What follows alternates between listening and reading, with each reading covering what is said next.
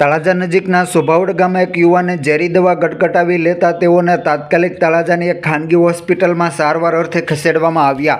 બનાવની જાણવા મળતી વિગતો અનુસાર ગત રાત્રિના સમય દરમિયાન તળાજા તાલુકાના સુભાવડ ગામે એક યુવાને ઝેરી દવા ગટગટાવી હતી. જેઓએ મીડિયા સમક્ષ પ્રતિક્રિયા આપતા જણાવ્યું હતું કે પોતાને અન્ય કેટલાક વ્યક્તિઓ દ્વારા શારીરિક તેમજ માનસિક ત્રાસ અપાતો હોવાના કારણે પોતાએ ઝેરી દવા પીધેલ હોવાના આક્ષેપ કરવામાં આવ્યા હતા.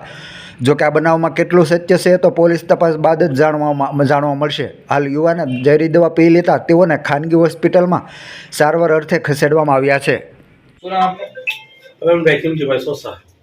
શું કરો છો વડીલા? હું અત્યારે તળાજા કોર્ટમાં એડવોકેટ છું.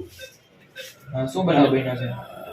બનાવમાં એવું બન્યું કે દીપક મારો નાનો ભાઈ છે અને એને 15/1/2025 રોજ એને બપોર પછી કિશોર મીઠાભાઈ રાઠોડના ઘરે રેડ પડાવી અને એનો 130 લીટર દારૂ પકડાયો.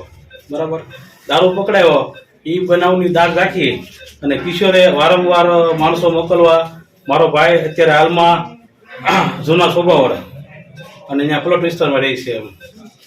પછી આ ભાઈ જ્યારે ઘરે જાય એટલે એને પાછળ માણસો મોકલાવે.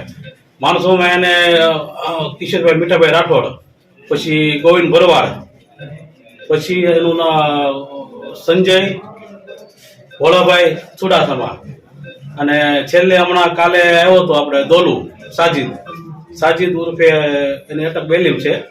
બરાબર, એને કાલે સાંજે ધમકી મારીને ગયો કે દીપક ક્યાં છે. ત્યારે પેટ્રોલ પંપમાં છે ને આપણે રાજુ મકવાણા કરીને એક છોકરો કામ કરે છે. બરાબર, એને પૂછ્યું દીપક ક્યાં છે. એને એમ કીધું મને દીપકની ખબર નથી ક્યાં છે. બરાબર, તો એ પછી એના રાજુએ ફોન કર્યો કે દીપક તો હજી ઘરે પૂતો નહીં, તને આ લોકો મારવા ગોતે છે એમ. બરાબર, એટલે પછી મારા ભાઈએ મને ફોન કર્યો મને મારવા ગોતે છે એમ. એટલે પછી હું મારા ભાઈને ત્યાં લેવા ગયો અને લઈને પછી સીધા પોલીસ સ્ટેશન અમે ફરિયાદ કરવા ગયા એમ. બરાબર, એ દિવસે દોલુ માટે ફરિયાદ થઈ ગયેલી. દોલુ ઉર્ફે સાજિદ ઉર્ફે દોલુ તેના પર ફરિયાદ થઈ ગઈ. બરાબર, પછી આજે સાંજે પોલીસ સ્ટેશન મારા ભાઈનો પાછો ફોન આવ્યો. મને કે ભાઈ કે તું તો એમ કહેતો ને કે કિશોર રાઠોડ પકડાઈ ગયો એમ. એ તો આ બેઠો ખોડિયાર પેટ્રોલ સામે કે સિગરેટ પીવે છે એમ. બરાબર, તો મેં કીધું મને ખબર નથી, કેમ કે તું ઘરે વ્યો જા, હું છે ને પોલીસ સ્ટેશન જાઉં છું એમ. તો મને કે વાંધો નહીં. પછી હું પોલીસ સ્ટેશને ગયો અને મારો ભાઈ ઘરે જતો રહ્યો. બરાબર, એટલે ઘરે જઈને પછી મને 6:30 થી 5:45 ગાળામાં મને ફોન કર્યો કે ભાઈ હું દવા પી ગયો છું. મેં કીધું હું કોના કારણે દવા પીધી? તો મને કે કિશોર મીઠાભાઈ રાઠોડ, ગોવિંદ ભરવાડ, પછી આપણે સંજય ભોળાભાઈ ચુડાસમા અને સાજિદ દોલુ ઉર્ફે બેલીમ, આ ચારેના કારણે હું દવા પી જાઉં છું. બરાબર, હું કદાચ મરી ગયો મારી છોકરીનું ધ્યાન રાખજે અને મરી ગયો તો આ ચારે નામ મને કે પોલીસ સ્ટેશન લખાવી દે છે.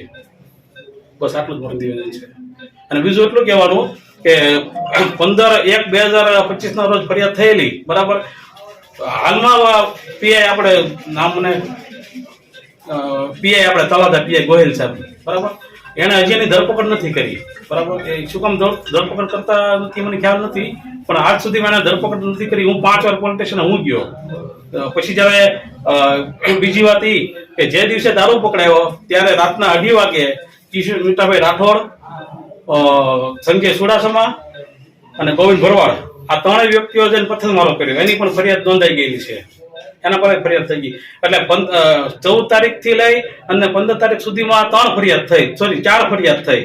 બરાબર, એ 4 ફરિયાદના અનુસંધાનમાં પણ આજ સુધી પોલીસે કોઈ એની ધરપકડ કરી નથી. બરાબર, અને ધમધોકાર તમને કહો તમારામાં દારૂના અડ્ડા બધા હાલે છે. બરાબર, ધમધોકાર અડ્ડા હાલે છે.